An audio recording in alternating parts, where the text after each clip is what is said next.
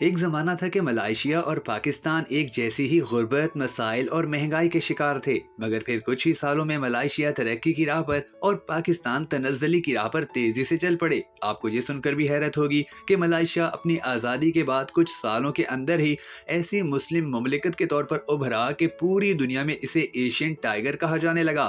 1970 میں کہ جب ہم سے بنگلہ دیش آزاد ہوا تو اسی دوران پہلے ملائیشیا کو ایگریکلچر بیسڈ اکانومی کا خطاب ملا، پھر کچھ عرصے بعد اسی ملک کو دنیا نے ہائی ٹیک کنٹری کہنا شروع کیا، اور پھر تھوڑے ہی وقت میں یہ ملک نالج بیسڈ اکانومی کہلانے لگا، جبکہ اسی دوران پاکستان کے حالات خراب سے خراب تر ہوتے چلے گئے اور ہم پوری دنیا میں بطور ایک ناکام ریاست مشہور ہونے لگے۔ اس وقت ورلڈ بینک کے مطابق ملائیشیا پوری دنیا میں ہائی انکم کنٹری تصور کیا جاتا ہے اور ترقی پذیر ممالک کے لیے ایک رول ماڈل مانا جاتا ہے، مگر سوال یہ ہے کہ ملائیشیا نے آخر اتنی ترقی کیسے کر لی؟ اس سوال کا جواب بہت ہی اہم اور دلچسپ ہے کہ جو آج کی اس ویڈیو میں ہم آپ کو بتانے جا رہے ہیں، مگر اس سے پہلے آپ نے کمنٹ سیکشن میں ضرور بتا دینا ہے کہ آپ کے نزدیک پاکستان کے دنیا سے پیچھے رہ جانے کی سب سے بڑی ذمہ داری کس پر عائد ہوتی ہے۔ میں ہوں شکیل حیدر اور آپ دیکھ رہے ہیں بھکر نیٹ ورک ویڈیوز۔ دوستو یاد رکھیے گا کہ ملائیشیا کی اس ترقی کے پیچھے 3 بنیادی وجوہات تھیں، جن میں محب وطن اور دور اندیش قیادت، محنتی قوم اور گڈ گورننس شامل ہیں۔ اس ملک کی معیشت کی ترقی کا موجد سابق کرشماتی اور طلسماتی وزیر اعظم ڈاکٹر مہاتیر محمد کو کہا جاتا ہے،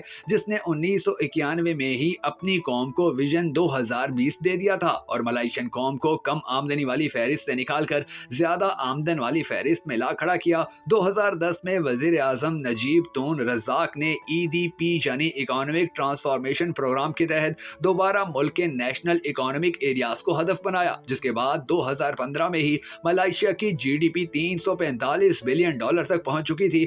اس وقت اس ملک کی GDP کے بڑھنے کی شرح 5% تھی، جبکہ اس ملک میں بے روزگاری کی شرح صرف 3.1% ہو چکی تھی۔ آج ایک اہم معاشی ملک ہونے کے ناطے ملائیشیا کے پوری دنیا میں بین الاقوامی تعلقات بہت بہتر ہیں۔ ملائیشیا خود مختاری، برابری، ہم آہنگی، عدم جارحیت، کسی ملک کے اندرونی معاملات میں عدم مداخلت اور تمام مسائل کے پرامن حل پر یقین رکھتا ہے۔ ایک joint commission Malaysia, Indonesia, Thailand, Philippines, Laos اور ویتنام کے درمیان موجود ہے، جس کے تحت تمام شعبہ جات میں تعاون کیا جاتا ہے۔ ملائیشیا اس کمیشن کے تمام ممالک کے ساتھ تعلقات کے علاوہ ایشیا ریجن کے اندر باقی ممالک کے ساتھ بھی تعاون کو ترجیح دیتا ہے۔ ملائیشیا کی آج ون چائنا پالیسی کے ساتھ ساتھ تائیوان کے ساتھ بھی اچھے تعلقات ہیں، جو کہ اعلیٰ سفارتی اور مثبت حکمت عملی کی بدولت ممکن ہو سکتی ہے۔ ملائیشیا کے سوائے اسرائیل کے پوری دنیا کے تقریباً 105 ممالک میں سفارت خانے موجود ہیں، اور یہ ملک اقوام متحدہ OIC دولت مشترکہ اور نام میں فعال کردار ادا کر رہا ہے۔ ملائیشیا اقوام متحدہ کی سیکیورٹی کونسل کا غیر مستقل ممبر بھی ہے۔ پاکستان کے ملائیشیا کے ساتھ شروع سے ہی بہت اچھے تعلقات رہے ہیں۔ دونوں ممالک کے سربراہان نے کئی مرتبہ ایک دوسرے کے ملک کے دورے کیے۔ ملائیشیا اور پاکستان کے درمیان آزاد تجارتی معاہدہ 2000 کے بعد ہوا، جس کے بعد ملائیشیا پاکستان کے 10 بڑے تجارتی شراکت داروں میں شامل ہے۔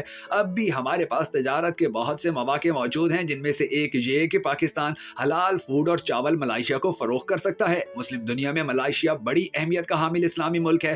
مسلم دنیا کی تنظیم OIC میں اس کا اہم کردار ہے اور مسئلہ فلسطین پر اس کی حمایت کی ایک طویل جدوجہد شامل ہے۔ 2010 میں وزیر اعظم ملائیشیا دتوسری محمد نجیب تون عبد الرزاق نے عالمی اعتدال کی تحریک متعارف کروائی۔ یہ خارجہ امور میں ایک نئی جہد تھی، جس کو اقوام متحدہ میں بیان کرتے ہوئے انہوں نے کہا کہ اصل تقسیم مسلمانوں یا غیر مسلموں کے درمیان نہیں، بلکہ اعتدال پسندوں اور شدت پسندوں کے درمیان ہے۔ مسلم دنیا کو اس وقت بہت سے مسائل کا سامنا ہے، اور پوری مسلم دنیا کی نظریں اس وقت 3 مسلم ممالک پر لگی ہیں، جن میں ملائیشیا، پاکستان اور ترکی شامل ہیں۔ یہ 3 ایسے ممالک ہیں کہ جن میں فرقہ واریت موجود تو ہو سکتی ہے، لیکن بحیثیت ملک یہ تینوں ممالک فرقہ واریت کی حوصلہ شکنی کرتے ہیں۔ دوسرا پہلو، ان تینوں ممالک کی اسلامی دنیا میں انفرادی حیثیت، ملائیشیا اور ترکی میں معاشی ترقی اور پاکستان دفاعی پیداوار اور دفاع میں اسلامی دنیا میں ثانی نہیں رکھتے۔ اگر ان تینوں ممالک کی حکومتیں آپس میں کوئی ایسا معاہدہ کریں کہ جو کہ مسلم امہ کے مسائل کے حل کے لیے اور ان کے حقوق و املاک کے تحفظ کے لیے کام کرے، تو اس سے پوری امت مستفید ہوگی۔ ملائیشیا میں پہنچتے ہی پام کے سرسبز جنگلات شروع ہو جاتے ہیں۔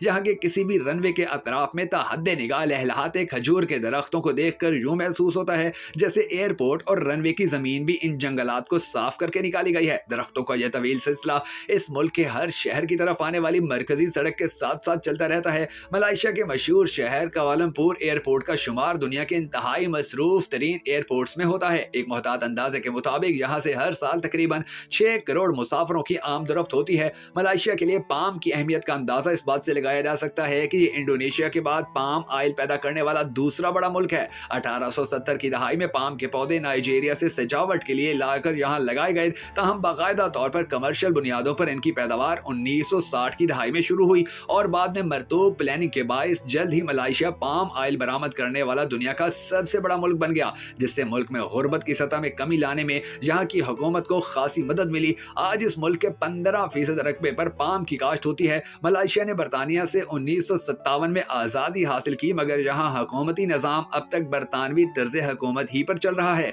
जिसमें बादशाही निज़ाम का तसलसल भी है और हर 5 साल बाद मलेशिया की 9 रियासतों में से किसी एक का सरबराह ममलिकत बादशाहत के मनसब पर फाइज हो जाता है, जबकि सरबराह हुकूमत वज़ीर आज़म कहलाता है, जिसे पार्लियामेंट मुंतखब करती है। यहाँ के महल की असल इमारत मरकजी दरवाजे से खासी दूर ऊंचाई पर वाक़ है, जहाँ आम अफराद का दाखिला ममनू होता है। अलबत्ता मरकजी दरवाजे और अतराफ के इलाके हर खास आम के लिए खुले रहते हैं। इस इमारत के सतूनों पर कुरान पाक की आयात की उम्दा खत्ताती की गई है। यहाँ के बाजारों की खास बात यह है कि यहाँ की सब दुकानदार खवातीन होती हैं और हस्बे मामूल कीमतों में भाव ताव का मार्जिन भी बहुत ज्यादा होता है। यहाँ के हर बिल्डिंग टावर पर जदीद तरीन 38 लिफ्ट मौजूद होती हैं। दुबई के बुर्ज खलीफा की तामीर से पहले 2004 तक पेट्रोनास ट्विन टावर्स को दुनिया की बुलंद तरीन इमारत का एजाज हासिल था। इन टावर्स के टॉप पर जाने के लिए 80 रंगट फी टिकट मुकर्रर है, यानी तकरीबन 3000 पाकिस्तानी रुपए। इसके 41वें और 42वें फ्लोर पर डबल डेकर की सूरत में दोनों टावर्स को बाहम जोड़ा गया है,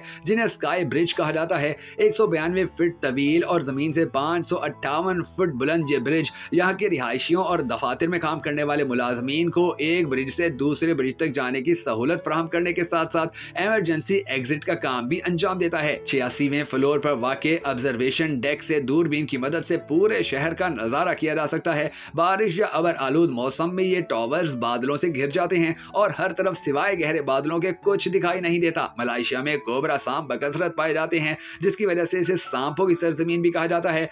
मलेशिया 2 बड़े जजीरों पर मुश्तमिल मुल्क है, जिन्हें साउथ चाइना सी अलहदा करता है। इसके दूसरे हिस्से को बोर्नियो कहते हैं, जो कि कुर्रे अर्ज पर ग्रीनलैंड और पापुआ न्यू गिनी के बाद तीसरा बड़ा जजीरा है। सिंगापुर आज़ादी के बाद से 1965 तक मलेशिया का हिस्सा रहा था। ये एक पुल के जरिए मलेशिया से मिला हुआ है, जिसके जरिए हर साल लोगों की बड़ी तादाद सैर व तफरीह की गर्ज से यहाँ जाती है। मलेशिया दुनिया का तीसरा बड़ा कुदरती रबड़ पैदा करने वाला मुल्क है। इस्लाम का नूर यहाँ 10वीं सदी ईस्वी में फैला। इससे कबल यहाँ हिंदू और बुद्ध मत के मानने वालों की अक्सरियत थी। माले जो यहाँ के कदीम बाशिंदे हैं वो 99% मुसलमान हैं। जहाँ 5 साल से बड़ी हर मुसलमान लड़की एक खास किस्म के स्कार्फ से अपना सर ढांपती है। दोस्तों, अगर आपको हमारी ये वीडियो पसंद आई हो तो हमें सपोर्ट करने के लिए इसे शेयर जरूर कर दीजिएगा।